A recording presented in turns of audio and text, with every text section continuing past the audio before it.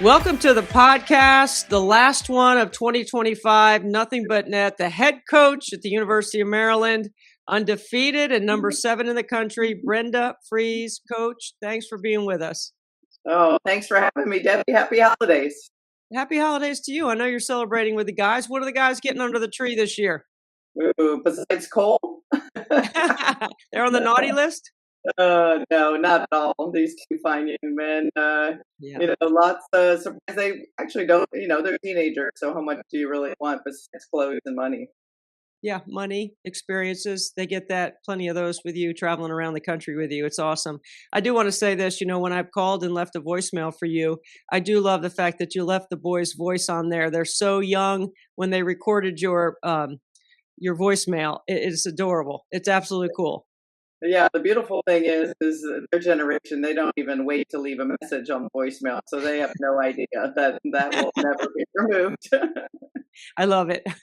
It's great. Well, so 13-0 and having a heck of a year. I mean, just incredible the way your team has come together. Tell us a little bit about how it's going. Yeah, every year when you coach, it gets harder and harder, and you never know what that chemistry is going to be like. But I'll have to tell you, and oftentimes you reflect, you go into Christmas and you need a break from your team and a reset. But for me and our staff, I mean, we don't feel that way at all. I mean, this team, we love to coach. Their chemistry is unbelievable. It's been just a thing of beauty to be able to watch when you look at, just injury after injury that we've had. We've lost two starters when you talk about Leia Bartelma and KK Michael going down, not being able to have Bruce McDaniel back this season, Ava McKinney. So we've had a lot of adversity, but this group has just kind of gotten even tighter and stronger as a result of it. And it's just been really, an awesome thing to be able to see, and a lot of fun to coach. They believe, they trust. We'll talk about that Minnesota game. I still have so many coaches talking about that game and have used that game as an example to be able to teach to their teams. So it really is a definition of what this team is all about, that they'll never quit and they fight for each other. Brenda, for as long as you've been doing this, every year, every season, at some point, every team will face some sort of adversity. And you faced it early, but you've been able to adjust. What does that mean for, after the holidays with this group, since you enjoy them so much? Well, hopefully we can get healthy. I know we've been going into this break. We had to shut down Taylor Poppenberger for a little bit and Addie Mack, so players that are still able to go. So this rest and this reset is really important for us. But then it's go time. I mean, we know what the league looks like in the Big Ten, in about 9 or 10 teams ranked in the top 25. And it's going to be a battle every night, but I'm glad I'm getting my sleep now, because come right after the holidays, that's not going to happen. But I love it, the thrill of competition. But I love going against all these coaches in the league because they're so good. They make you better as a coach, and so many great rosters that are out there. So that's going to prepare us for postseason and for March. The Big Ten is certainly loaded. There's no question about it. And you're going to have to make the trip out west this year. Is that right? Did you make that trip last year? Yeah. We go this year to USC and UCLA. Rotates every year. We had Oregon and Washington last year. So again, there's no easy game. Whether you're at home, whether you're on the road, you're going to have to bring it every single night. It's fun because it's packed arenas, it's good basketball, and as you mentioned, the coaches in the league are outstanding. It's really fun to watch. Let's talk about the 2026 celebration of 20 years since your national championship. It is so hard to believe that, because we still see all of those players around and involved in the game, it seems. I run into Tolliver all the time. I just absolutely love spending time with Christy, or seeing Laura Harper coaching on the sidelines, or, just your whole roster there. Having them back in the beginning of January to celebrate, what is this going to be like? And what are the plans that you can tell us? I mean, this has got to be absolutely just amazing for your current team, but also to celebrate all those great personalities and players that you have hanging in the rafters that you're building. Yeah, I mean, it's going to be an incredible weekend. You blink and you're like, where did 20 years go? And Almost everyone is coming back. I love the fact that Jay Duran is coming back all the way from Israel Oh, with her yeah. family. But response for everyone from this team, almost the majority of everyone will be here, and it's going to be a big celebration over the weekend. I know we have a great event planned through the weekend. Saturday is a big dinner that we're hosting. Most of them have not seen the new basketball facility, the Barry P. Gossett Performance Center. So I'm excited for them to see that. They're going to be very jealous, but very happy for this year's team. And then on Sunday, there's another event. We have Pam Ward coming in to be able to Oh, host a sweet. fireside chat, and is going to come in. And there's an event leading up to the game that people can be a part of and see the national championship team. I'm actually going to speak at it even before the game, and then we'll be recognized before the game, so I can be a part of it, as well as some things at halftime. So rightly, so with this team, again, one. For them to see, I'm excited for this current team to be able to be a part of this weekend as Yeah. well. It's so fitting with this group right now that they get to see uh, this national championship team, because I think really highly of this year's squad. So let's talk about this new facility. It's hard to believe that you haven't had one, and now you have this incredible, modern, up to date, like the latest technology. What's that been like, having that place to go to rehab your team, to recover, and to practice? Yeah, I pinch myself every single day. First of all, my office has the best view of campus as well as inside, and so just again, 23 years to see this come into play. But more importantly, for our athletes to see they're here all the time, hanging out in their lounge, in their locker room, in the massage chairs, in the ice bath, the hot tub, weight room, as well as the basketball court, getting shots up, and again can be more fitting because this group works, and they understand getting in the gym. How many times I look down and see, a Yarden or a Sale or Luciati in there getting shots on the gun, but then, Leo was the first one to take, all the hydrotherapy and any kind of treatment Yeah. you could get. So it's just great to be able to see them utilize it, and even for our pros to come back.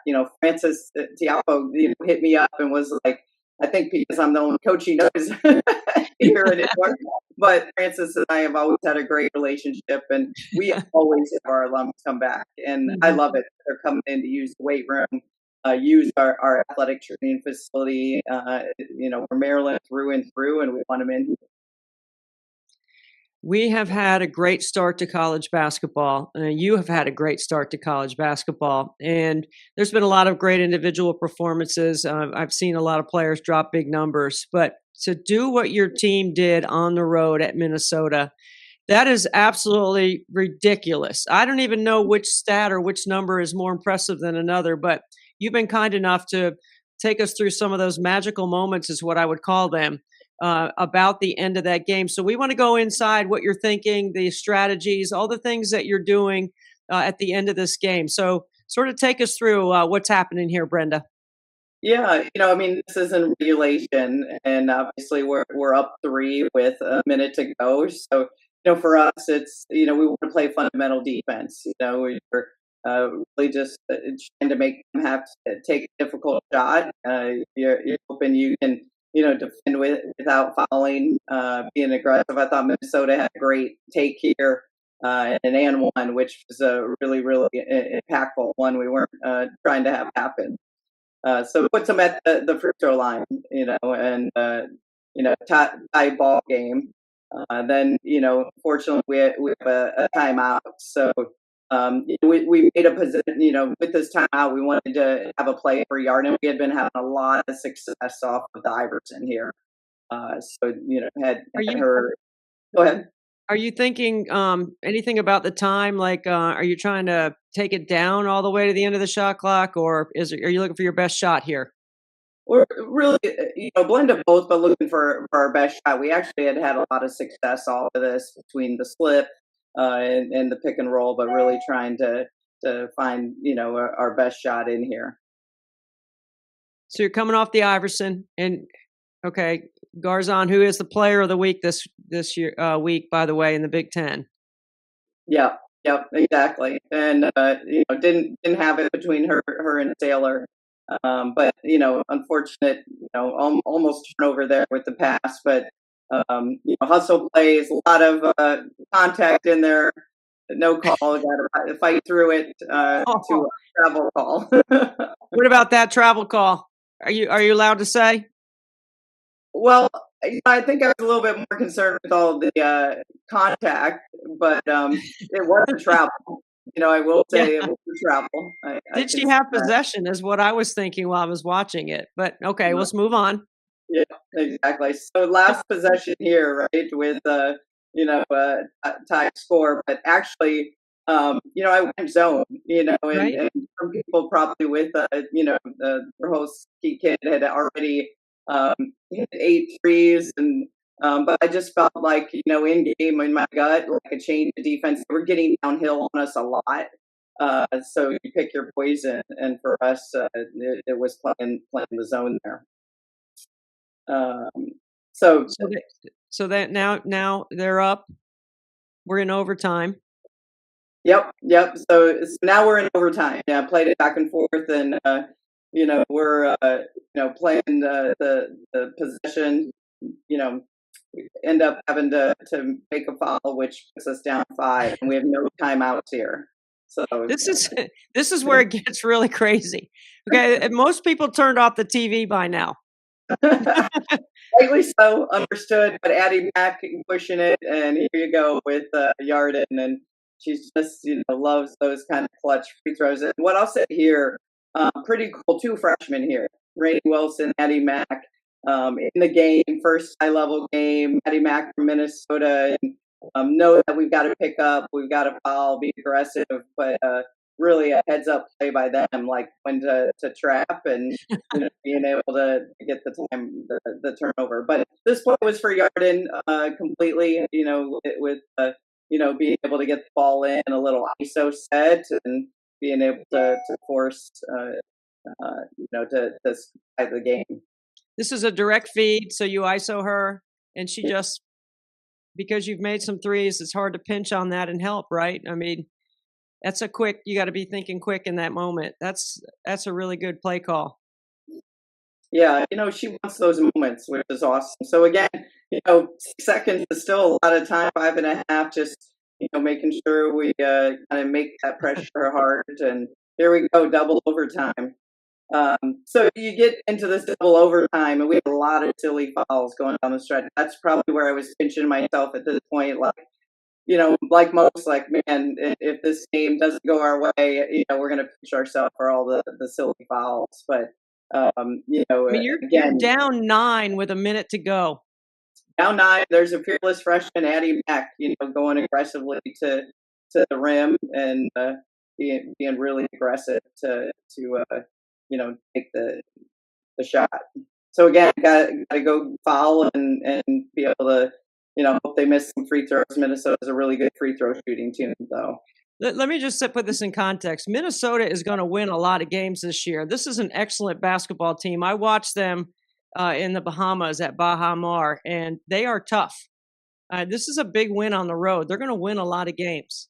They really Okay, are. so you're down 9. Okay, all right. Sorry, I'm so excited about. I couldn't believe the finish of this. Okay, Right. Down 9 again, Addie Mack going in there aggressively. We get the tie up to out of bounds play. I run this play actually for Addie. She's from Minnesota, and expecting that, she's going to want to make a play, but Sailor makes the play with the slip. Yarden sees her, but we get her to the free throw line, so that helps us obviously a little bit more there. does Minnesota have timeouts at any point here?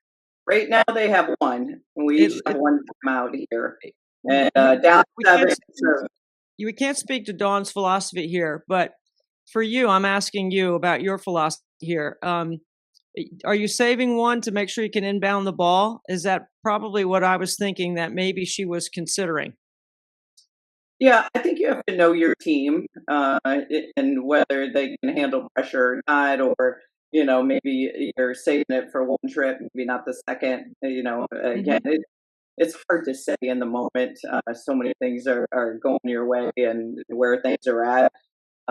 For us, we were in impactful foul trouble. We had already lost Issy to foul trouble. Lucci had 4 fouls. She played the entire period after that with no fouls. Sailor, Yarden. So we were in some serious foul trouble too. So we put on full court press. Again, this probably for me was the play of the game. Again, Kendall Walker, freshman, comes in, reads that play all the way from half court, and had only played, 10 seconds before that. The only minute in the game she's played. So just to make that play, make her free throw. Now we go back and trap again, and Alucci, makes the read. So what was that? 6 points and 6 seconds. So So in the history of the game, this is going to go down as one of the most incredible comebacks ever. There can't be anything that anybody or any time. You have to refresh my memory on historically if anyone has done what you're getting ready to finish here. I don't know the stats, but looking back, it was just incredible to be a part of. But hopefully, I will say this team likes making history. They've already made it defensively with the lowest point total, and this again is kind of the makeup of this team that. Why they're so fun to coach because you're never out of a game because of their belief in us, the coaching staff, as well as each other. Their ball, we were going to play this out. We weren't trying to foul here. I kind of felt like, they were going to shoot it and still have plenty of time with our timeout left. So could have challenged that call. I think it was off of Minnesota, but I only had one timeout left. So that one, those Right. are hard now. Ooh, that's a tough one, right? Yeah, you got to really think. If you use this timeout and you don't, and it's not right, then you're done. We had to play off it. So you're relying on your defense here. We are, and so again, 6 second spread, which I felt like even maybe they'd shoot it at 18, 17. We'd have plenty of time, so we weren't trying to follow here. Almost got a foul there with the Lucci. But again, just trying to speed them up. That again was Yarden on her own. That's the one right there. Ooh, that's when you know the basketball gods are smiling on you on that play right there because your kids look like scramble. Trying to put some pressure on them, bring two to the ball, see if they can because they had not handled pressure to that point. Yep, exactly. So this game obviously we drew up, looking actually to go to Sailor. More so, in the corner with the playback for Yarden, but actually Sailor made the lead, after she was being overplayed. So again, players making plays. I'd love to say we drew it up exactly like that, which we didn't. But just players making plays and understanding defensively.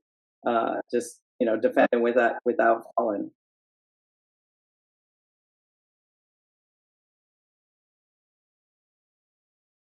I mean, okay, what is the elation like? Like you go to the locker room after this, and what can you possibly say to them? I don't know why I wasn't expecting, the whole water shower when I came in. My mind, I think I was just so stunned, relieved, excited, happy for this group. Not a lot of things to be able to say, but to celebrate, to be able to come off of it. These games are so impactful. We know that in conference play. The early December games are hard. We just received news. We literally had one practice without KK to get ready for this game. So again, just a lot of adversity for this team going on the road against, like you said, a really, really well coached, a really good team in Minnesota. And, anytime you have to go on the road and play, so just happy for our group to be able to come out with a really impactful win. How many times have you watched the end of that game? Not a lot. I had to rehash it obviously for this, but I think in coaching, like anything you do, you're on to the next and the next scout and preparing. You don't have a lot of time to be able to, just, live back in that moment. But definitely, I think probably the proudest is just every time you still run into someone where they share with you just a teachable moment for the team, or when I'm out recruiting and see coaches, or just even regular people who have turned on the TV to watch. I think that's the cool thing, was just seeing. I probably had 150 text messages after that game, so you know how many people are watching that game when you get your phone and you're like, "Whoa! I guess that was a moment. We must have been in, ESPN alert, a watch game that people turned on." 6 points in 6 seconds, 9 points in 8 seconds. Is that right? Sounds right. It's something crazy like that. It's just, I mean, personally, I just can't get tired of watching it. I think it's just absolutely phenomenal. And thank you for taking us through all your thoughts and why you made certain decisions around possession and timeout and where the ball was, all those things. You knowing your team and personnel. You mentioned Addie Mack being from Minnesota, knowing how much that kid wanted to win in her home state. I mean, all those things factor in, right? When you have won at the highest level, like you have won, and you have coached for as long as you have coached. I know you've never experienced anything quite like that, because historically that's never happened. But it's a magical moment inside a season where you expect to have a lot of moments, right? Because your league is good, your schedule's tough, your team is good. When you go through what you just went through against Minnesota on the road, how do you use that, or do you reference it, or can you put it in context, like in moments in games when you need to remind them, or you just need to inspire them? I think it's been exactly right. I mean, we're going to lean into these moments, but I think coming out of it, it's been the response by the players. It's just given them even a stronger inner belief of confidence. We came back, and 2 days, 3 days after that, we played Delaware State, and the response by most teams would be to take your foot off the pedal and Mhm. relax. You're emotionally drained. That was a draining stretch, and that team came out and probably played the best 40 minutes they've played, and held them defensively, broke a school record, lowest point total. Again, the opponent, Yeah. it doesn't matter. They never scored in double figures because of the mindset of the team. And even our week of practices and finals, I've read where some people have had terror. It's been our best week that we've ever had in this program. And so that's been kind of the cool moment, Wow. is just seeing the response from this game, that they legitimately kind of know they belong, and just the confidence that they've received from us. So, if I'm running a clinic every summer, moving forward, I'm asking you to speak, because I want to know about situations at the end of the game, how much you practice them, how much you prepare your team in time and score situations, while you're working on other things. I mean, you've always traditionally been one of the top defensive rebounding margin teams in the country. That's without saying. You've always been a great 3-point shooting team. But tell me about situations, Brenda, and why those are so important to work on all the time. Yeah, because you never know what's going to come up. I think for us, we do it in a variety of ways. We validate different things offensively, defensively within our practices, so our players are prepared. And very similar to as coaches have used this game, we still, I have, between our video guy and our staff, anytime we watch a men's game, a women's game, situations that are out there, we steal, and we'll sprinkle those into Yeah. to our film sessions. So not always are you physically going through them, but just the fact that you can learn from them. That end of the Minnesota game defensively, yeah, we have a full court press in, and different things, but that was players making plays and making reads. Same thing offensively. So the more you can continue to build that IQ, the Yes. better you can do. Yeah. Physically gifted and skilled, high IQ, undefeated, and number 7 in the country right before the holidays. Merry Christmas, Coach Frese. Hope you and your family have a great holiday. And I can't imagine wrapping anything better under the tree than a 13-0 record. Congratulations so far. And you're welcome back anytime on Nothing But Net. We love having you on, and we love seeing you. Oh, well, thank you so much, Debbie. It's always a pleasure. Merry Christmas, happy holidays, and go Terps.